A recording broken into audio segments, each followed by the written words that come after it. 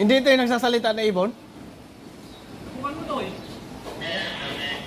Ah. Hello. Ang sabi daw? Ay, pugo yan? Pugo? Ano yan? Lover.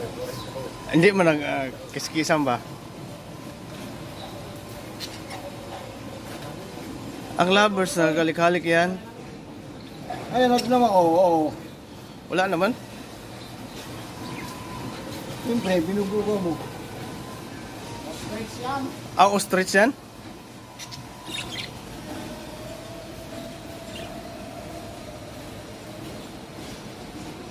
Sabi,